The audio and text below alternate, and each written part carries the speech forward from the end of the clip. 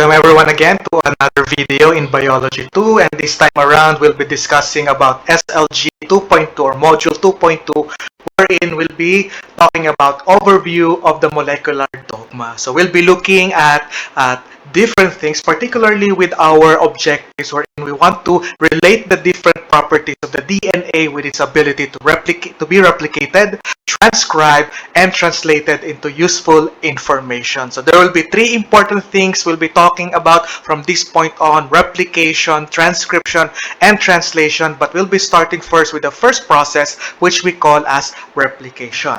Now, of course, we have to remember about one of the most important ideas in molecular biology, which is the central dogma of molecular biology. Some will call it central dogma of genetics, but the most important thing for us to remember is that there are three important parts to this one. As you can see in the drawing, this is the first part, this is the second part, and this would be the third part. Very familiar with us. So the first part of the central dogma, what is the structure? This is called a DNA, which produces what we call as the RNA, and the RNA produces the protein. So this would be the three important portions, components of the central dogma. And in addition to remembering all of these three, we must also be able to remember the different processes that are involved in the central dogma. And when we have DNA and it produces another DNA, it duplicates another DNA, we call that process as replication. And then when we have DNA producing RNA, we have the process what we call as transcription. And when RNA produces protein, it is called translation. Now, of course, there will be other processes, and this will be discussed in the latter portion of our quarter. And when RNA would be producing DNA, what do you call this particular process? This is what you call as reverse transcription. So those would be the general information about the central dogma. So we'll be talking about first replication, and then proceed later on in our next sessions about transcription and then translation.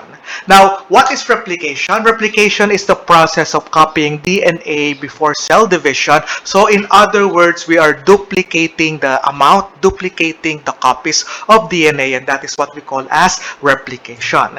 Now, one of the description about replication or DNA replication is that it is said to be semi-conservative, wherein the idea here is that there are two strands of the parental molecule and they separate to produce copies or duplicates of the same strand. So in this case, we have here the parental strand. There's one parental strand over here, and there's another parental strand. They will separate, and these two parental strands will produce new strands acting as template, so that the daughter DNA would be made up of an old strand and a new strand. That's why it's called a semi-conservative. So that will be the characteristic of DNA replication. So let's now talk about DNA replication in both prokaryotes and also in eukaryotes. So there are characteristic differences between these two. Starting off with replication in bacteria or in prokaryotes, first of all, you will be noticing that the DNA is actually very small for bacteria, and the shape would be circular.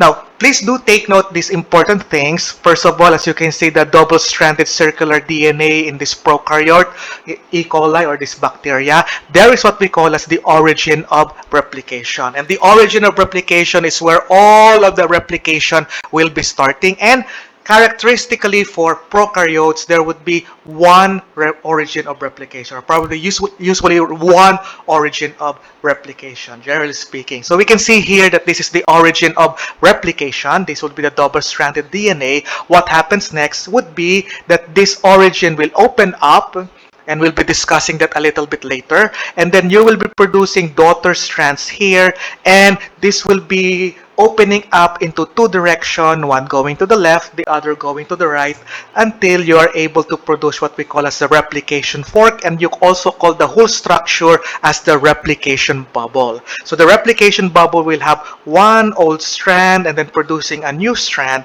and then the other would be made up of one old strand and another new strand indeed showing the semi-conservative characteristic of DNA replication. So this bubble will just continue to open up and proceed until all of the DNA, circular DNA will be replicated, and then you will have two new daughter DNA molecules. Very simple for the replication in bacteria. And this can be seen in this photomicrograph wherein you will have here the DNA, and then this is what we call as the DNA bubble. This is the replication fork. So you are now producing two sets of DNA from a single set of bacterial DNA. So this is the replication in bacteria.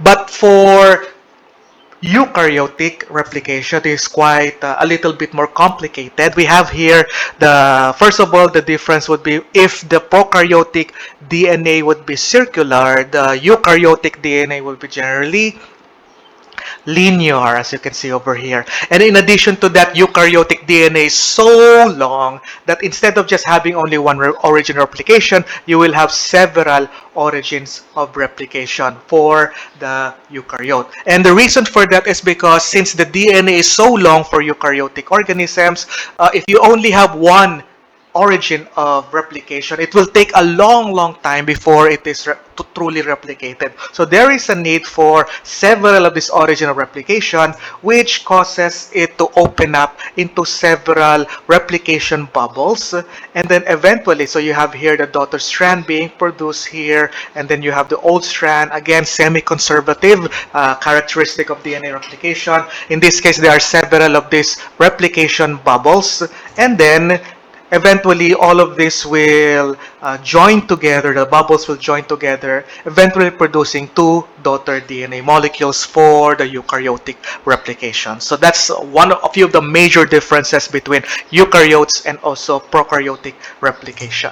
And here's a picture of that, as you can see here. So this would be the double-stranded DNA, and you can see here a replication bubble wherein new strands are being produced, and then here is a double-stranded DNA again, and then another bubble over here and another bubble over here. This would be evidence that indeed for eukaryotic DNA replication, there are several bubbles produced wherein several origin of replication is made use in order to replicate the whole strand of DNA. Alright, so let's now talk about the enzymes that are involved in DNA replication. And there are a few of these that you have to remember, and take note of the following. The first one is topoisomerase. The second one is helicase. The third one is single-stranded binding protein, SSB, or some literature call it SSBP. You also need to remember primase, also DNA polymerase, and there are two of those, 1 and 3, and then finally you have ligase. So you can probably memorize this by memorizing the mnemonics THS, PDL. So it will help you to remember the different enzymes. So again, topoisomerase, helicase, single-stranded binding proteins, primase, DNA polymerase 1 and 3, and also ligase. Now we'll be talking about the functions of these enzymes as we go through the whole process of replication. So let's begin with that. The replication of DNA begins at a sequence of nucleotides called the origin of replication. Helicase unwinds the double-stranded DNA helix, and single-strand binding proteins react with the single-stranded regions of the DNA and stabilize it.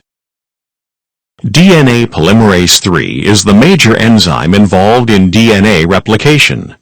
DNA polymerase III can only add a nucleotide to the 3' end of a pre-existing chain of nucleotides, and it cannot initiate a nucleotide chain.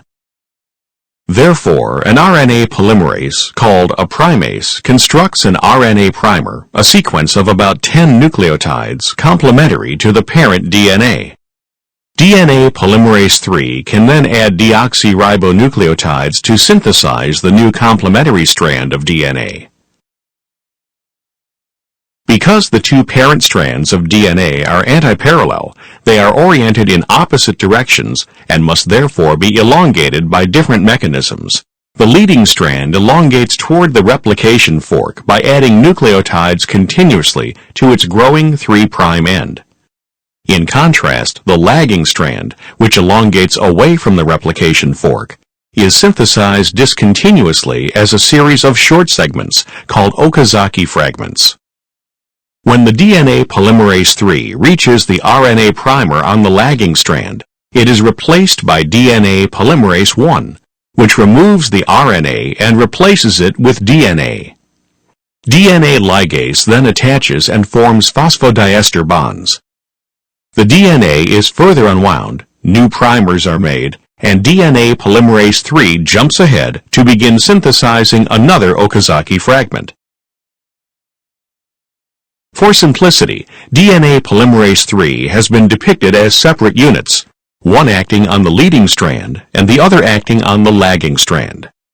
The current view of DNA polymerase III is that the two subunits function together with the DNA on the lagging strand, folding to allow the dimeric DNA polymerase molecule to replicate both strands of the parental DNA duplex simultaneously.